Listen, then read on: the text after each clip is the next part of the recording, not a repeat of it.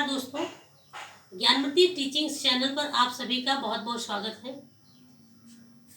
हम लोग आज पढ़ने जा रहे हैं हिंदी में अगला टॉपिक।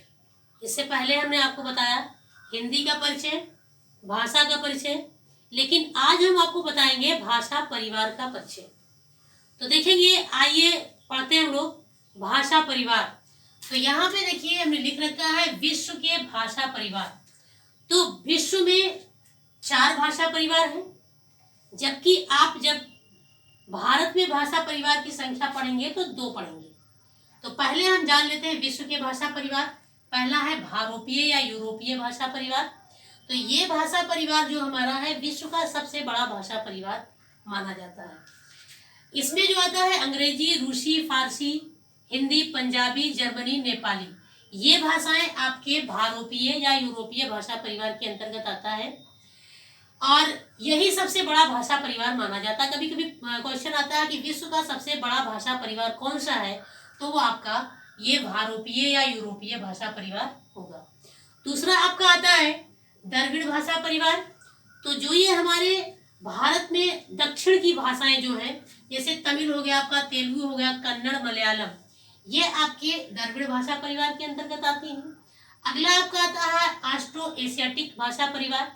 तो ये प्राचीन भाषा भारत के कुछ राज्य जैसे आपका झारखंड, छत्तीसगढ़, उड़ीसा और पश्चिम बंगाल में अधिकतर बोला जाता है और इसकी मुख्य भाषा जो है वो मुंडारी, संथाली, खड़िया, शामरा इत्यादि भाषाएं इस भाषा परिवार के अंतर्गत आती हैं, ऑस्ट्रो एशियाटिक भाषा परिवार। अगला आता आपका चीनी और तिब्बत। तो इसमें क्या है, चीन और तिब्बत में जो बोली जाने वाली भाषाएं हैं वो आती हैं। इसके अलावा इसमें बर्मी भाषा को भी रखा गया है चीनी तिब्बत भाषा में, और इसे हम नाग भाषा परिवार के नाम से भी जानते हैं तथा इसको एकाक्षर भाषा परिवार भी कहा गया है। कभी कभी प्रश्न आ जाता है कि नाग भाषा परिवार के नाम से किस भाषा परिवार को जाना जाता है, तो वो आपका चीनी तिब्बत भाषा परिवार। अब देखेंगे इसके बाद में हम आएंगे विश्व भाषा परिवार के बाद हम आएंगे भारत के भाषा परिवार। तो देखेंगे भारत के भाषा परिवार कौन कौन से हैं। तो 2 हैं भारत के भाषा परिवार। पहला आपका आता है आर्य भाषा परिवार। जो भाषा परिवार है भारत का, उसमें भारत का भाषा परिवार,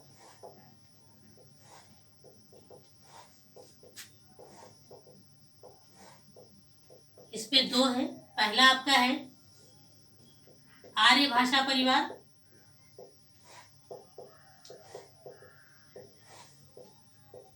और दूसरा आपका आता है द्रविड़ भाषा परिवार। ये द्रविड़ भाषा परिवार जो है ये आपके विश्व भाषा परिवार में भी आता है। तो आर्य भाषा परिवार में जो उत्तर भारत की जो भाषाएं हैं वो आती हैं, उत्तर भारत की भाषाएं, जैसे आपका हो गया हिंदी हो गया, पंजाबी हो गया, गुजराती हो गया, मराठी हो गया, ये सारी भाषाएं आपके आर्य भाषा परिवार में आती हैं। द्रविड़ भाषा परिवार में वही भाषाएं जो पहले आप पढ़ चुके हैं, तमिल हो गया, तेलुगु हो गया, कन्नड़ हो गया और मलयालम हो गया, ये आपके आते हैं द्रविड़ भाषा परिवार के अंतर्गत।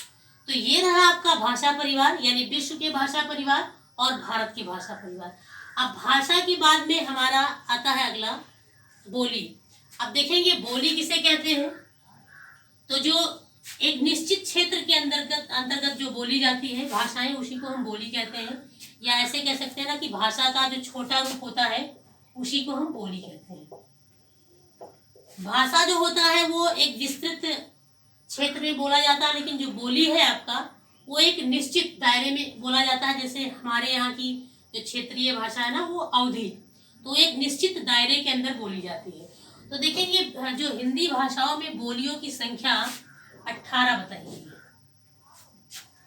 अब इसमें इसको 4-5 भागों में बांट दिया गया है और इसी में 18 भाषाएं पूरी समाहित है। जैसे आपका है पूर्वी हिंदी बोली, पहला आपका आता है पूर्वी हिंदी बोली, यानी जो पूर्व में बोली जाने वाली है। दूसरा आपका आता है पश्चिमी हिंदी बोली, पश्चिमी हिंदी बोली। अगला आपका आता है बिहारी हिंदी बोली, बिहारी हिंदी बोली। अगला आपका आता है राजस्थानी हिंदी बोली,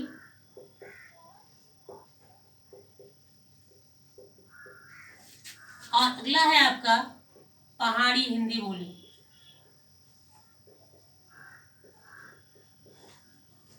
अब देखेंगे पूर्वी हिंदी बोली में कौन कौन सी भाषाएं आती हैं जो पूर्वी हिंदी बोली के अंतर्गत बोली जाती हैं। तो इसमें आपका आता है अवधी, उसके बाद में आपका आता है छत्तीसगढ़ी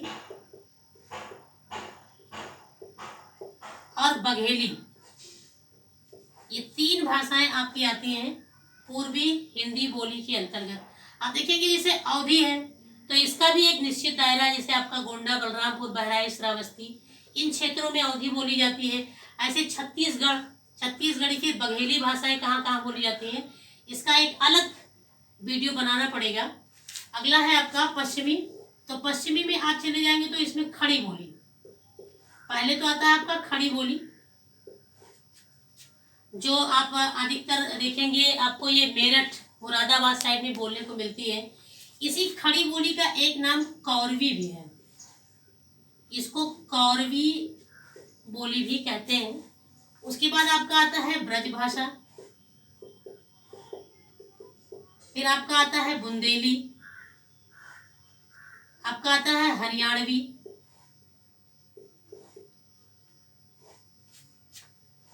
आपका खड़ी बोली, ब्रज भाषा, बुंदेली, हरियाणवी और कन्नौजी। ये भाषाएं आपके पश्चिमी हिंदी बोली के अंतर्गत आती हैं। अब देखेंगे हरियाणी को हम लोग बांगरू भाषा के नाम से भी जानते हैं। बांगरू भाषा, हरियाणवी को बांगरू भाषा भी कहते हैं। अब बिहारी में जाएंगे तो आपका बिहारी में मैथिली हो गया, भोजपुरी हो गया और मगही। ये तीन भाषाएं आपके बिहारी में आती हैं। तो ये बिहार के विभिन्न क्षेत्रों में ये भाषाएं बोली जाती हैं। राजस्थानी में आपका आता है मेवाती, मालवी, मारवाड़ी और जयपुरी। ये चार भाषाएं आपकी राजस्थानी बोली में आते हैं। पहाड़ी में आप जाएंगे तो पहाड़ी में तीन आते हैं आपके, एक आता है गढ़वाली,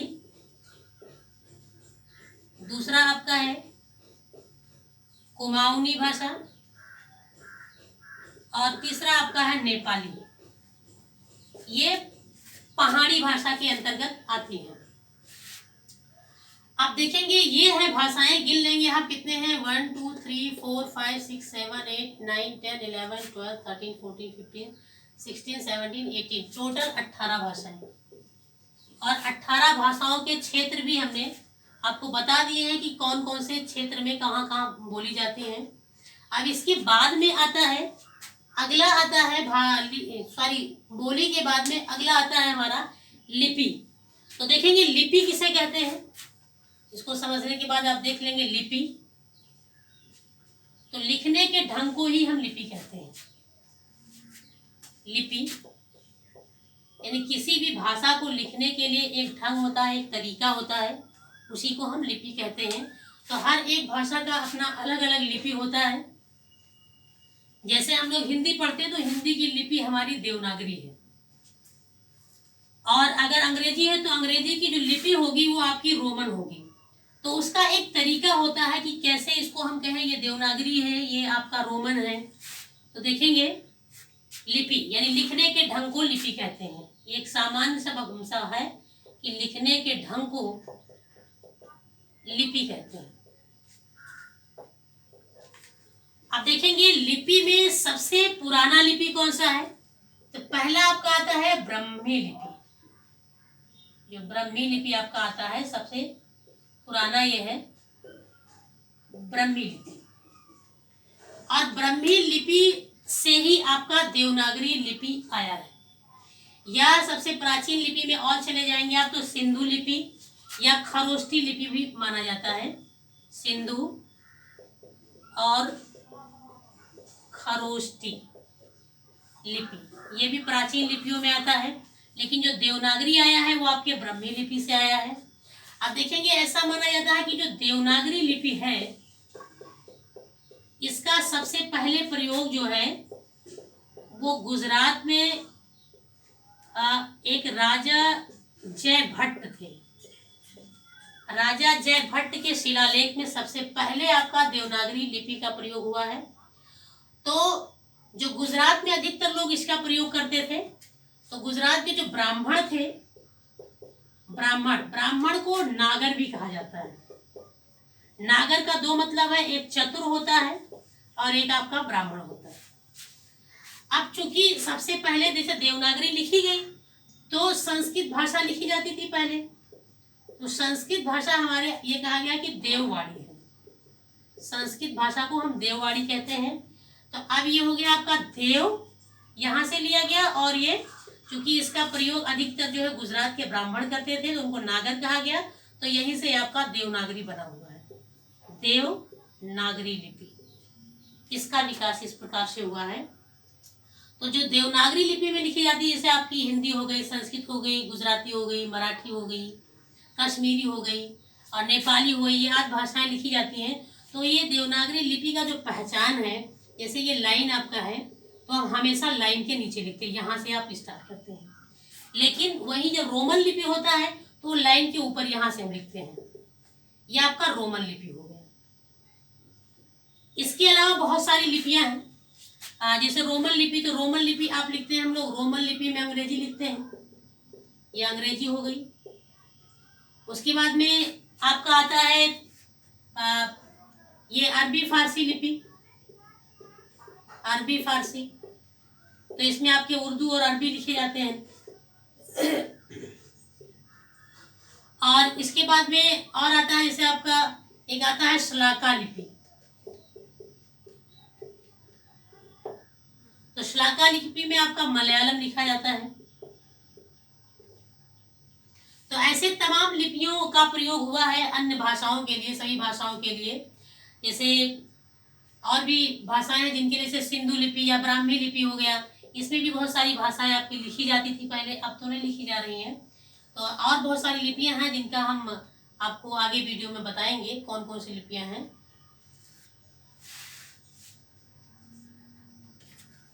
हाँ देखेंगे आप, जैसे श्लाका लिपि में मलयालम लिखा जाता है। इसी प्रकार से एक आता है गुरुमुखी, इसमें आप पंजाबी लिखते हैं। गुरुमुखी लिपि में आपके पंजाबी लिखा जाता है।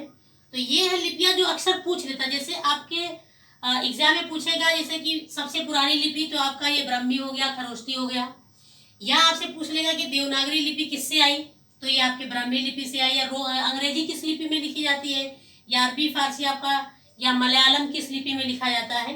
तो इस प्रकार से ये लिपियां हैं, जो महत्वपूर्ण लिपियां हैं वो हमने आपको बता दिए हैं, जो एग्जाम में अक्सर आता है।